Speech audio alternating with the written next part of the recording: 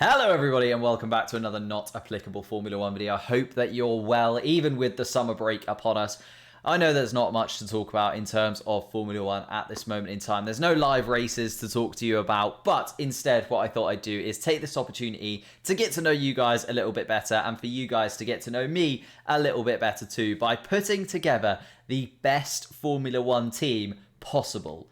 That's right, we're going to put together the best team possible. So that's 3 drivers, a livery, a team principal, a pit crew, race strategist, an engine, a factory, a social media team, and of course a fan base for our team as well. I'm going to leave a template in the description down below. I'd love to know your guys' teams that you would put together. Now, there are a few rules, and I thought I'd put these rules in place so that we don't go extremely mental. First of all, you cannot have any historic drivers, so no drivers that have retired. You have to use the drivers of the 20 that are on the grid this season. And also, everything else has to be from this season as well. So I just decided we're going to go 2020 overall. So you have to pick a team principal that is around now, an engine that is around now, a factory that is around now, and that just sort of makes it a little bit easier to narrow it down, because I tried to do a historic video, and that might be something that's going to come up on the channel very, very soon. But my goodness, it was hard because there's so much Formula 1. There's so many teams, so many drivers, and I just couldn't narrow it down as of yet. So I'm going to need a little bit more time on that. Let's start off, though, with the drivers that I've chosen for my dream team. And now, I wanted to pick drivers that I have an affiliation with, but also, look to the future a little bit. I didn't want to go too easy on this.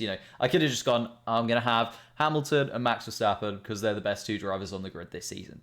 Instead, what I've gone for is drivers that I want to see in my team and I want to flourish with me as my team goes forward. So the first man I've picked as my main driver is Pierre Gasly. He is my absolute favourite driver on the grid. I just adore the man. There's something about him. I've really connected with him over the last few years when he's been at Red Bull and AlphaTauri. He's the same age as me. I think we'd get on. I just absolutely love him, his story, his trajectory into F1, what he's done since he's been in F1, and just how he's taken that AlphaTauri seat and has just run with it this year. I'm absolutely astounded by him. I think he's an exceptional driver and deserves a little bit more respect sometimes than he does get. So Gasly is going to be my number 1 driver, and to work alongside him in my new team, I've gone for another driver, maybe a little bit controversial. He's super new to Formula 1. He's only been around for 3 years, but he's taken this year by absolute storm. I am, of course, talking about Lando Norris. I'm going to have him as my second driver. Again, just a wonderful human being. Maybe I'm being a little bit biased because I absolutely love his content, watch his streams, but I just love to work with Lando Norris, get to know him a little bit better, and I think he'd be a wonderful second driver in this team. And to be honest with you, Gasly and Lando are pretty much on a level with one another at this point. I think they'd be screaming at one another throughout the whole season as to who would be the number 1 in the team. I think it would be very, very close indeed in terms of Constructors and Drivers' Championship points between them. So I've gone for those 2 working together. For my third driver, now I did really want Sebastian Vettel because he's effectively an engineer in the car and he would definitely take this team forward. But I decided, Sebastian Vettel probably isn't going to take a test driver seat at this moment in his career. So I decided to pick from the test drivers that we have in Formula 1 this year. And I've gone for Nico Hülkenberg. Again, I wanted somebody with a little bit more experience because Gasly and Lando, although they've been around in Formula 1 for a little while now, they're not super experienced on the grid.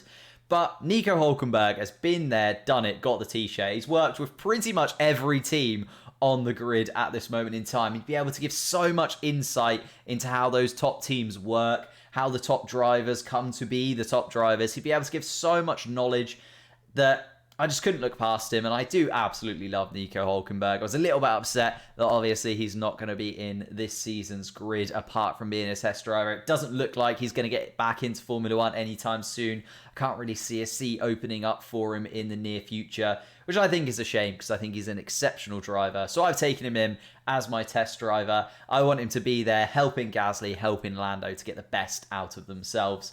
Then we move on to the livery. And this is where I've slightly cheated, I think. I've gone for the Monaco livery from the McLaren X Golf from this year.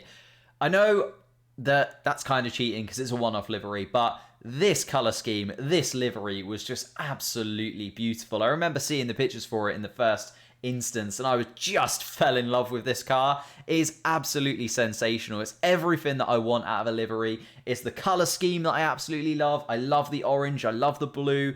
If I'm not allowed to pick this, and if I have to pick a livery, it would be McLaren anyway, but this just took it to another level for me.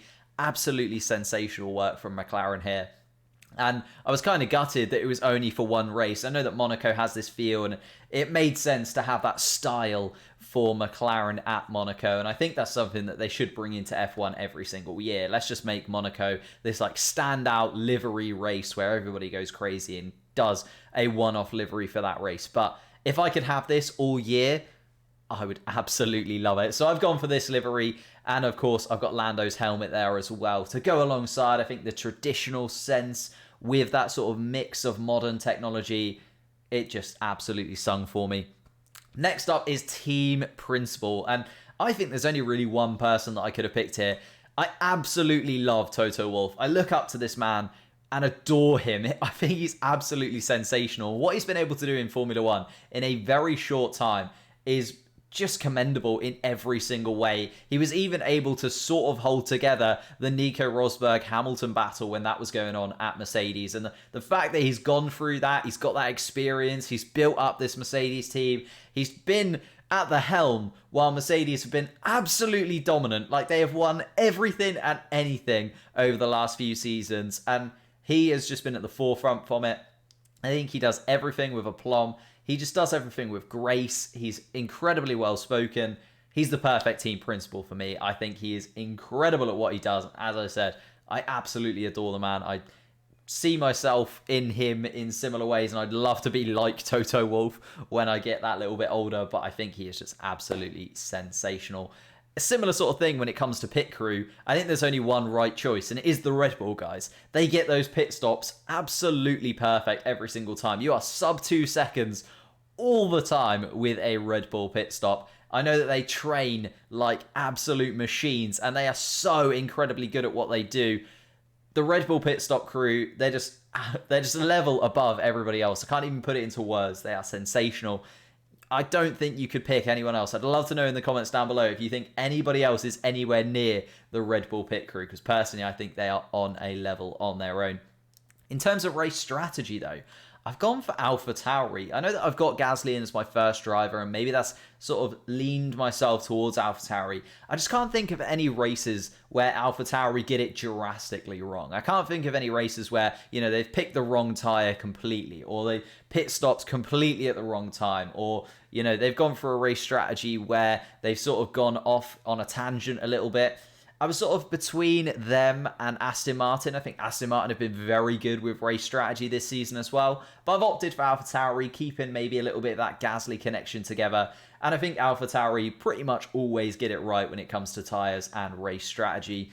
Sticking with Red Bull, AlphaTauri, and that kind of theme, my engine manufacturer, I've also gone for the new Red Bull Honda engine. I just really love the fact that Red Bull have gone out there and been like, you know what? We're just going to make our own engine then. If Honda are going to move away from Formula One, we're just going to make it our own. And if any team is going to make this work, I think it's going to be Red Bull, right? They are just the team that seems to be able to get these things right when they do it. I think there's going to be some teething problems.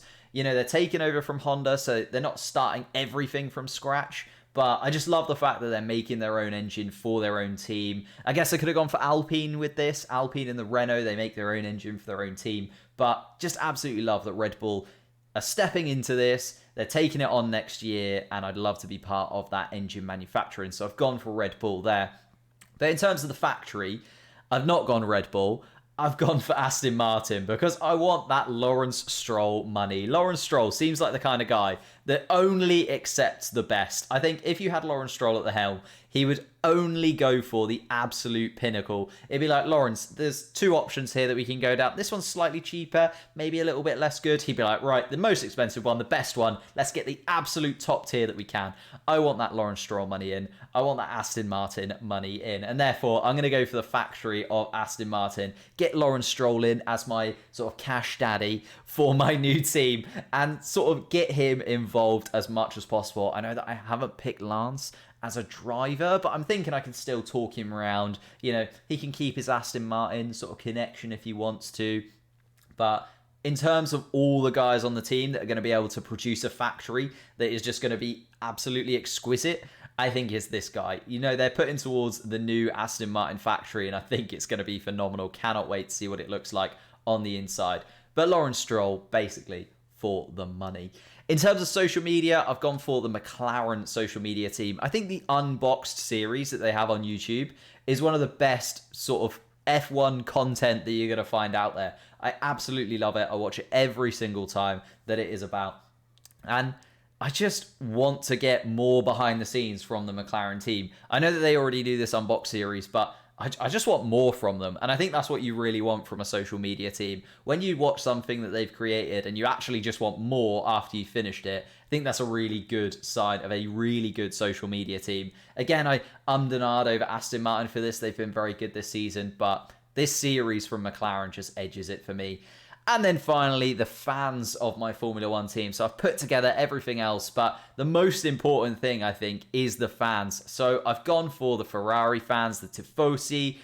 I just want fans where Formula One and Ferrari, in this case for these guys, is just their religion. They live and breathe Ferrari. Everything that they do just seems to go towards making Ferrari a better team. And when we go to Monza, when we go to Italy, that just comes out in full force. I thought about going for the Max Verstappen fans. They're also very, very good, and they obviously follow Max Verstappen all the way around Europe. They are here, there, and everywhere. But for me, the Tifosi, the Italians, they've just got some je ne sais quoi, which I know is French, but they've just got something about them, which the Italians, I just want them as my fans. They live and breathe F1. They love Ferrari. And if I could turn them to my new F1 team, if I could get them involved, maybe I'll set up the factory in Italy. I think they'd just be absolutely phenomenal. But that is my team. I'd love to know yours in the description down below. I'll leave a link, leave a little template for you to fill in for the comments. I've gone for Gasly, Lando, Nico Hulkenberg. I've got the McLaren livery. I've got Toto Wolff. I've got the pit crew of Red Bull, but the strategy of AlphaTauri, the Red Bull engine, Aston Martin's moneybags, Lance Stroll for the factory. My social media team is McLaren, and of course the Tifosi, the Ferrari fans. I'd love to know yours in the comments down below. That is mine. I'm sure there'll be something in there that is a little bit contentious with somebody, but that is why we have the comments down below. Thank you so much for watching. Leave a like, subscribe, and I will see you next time.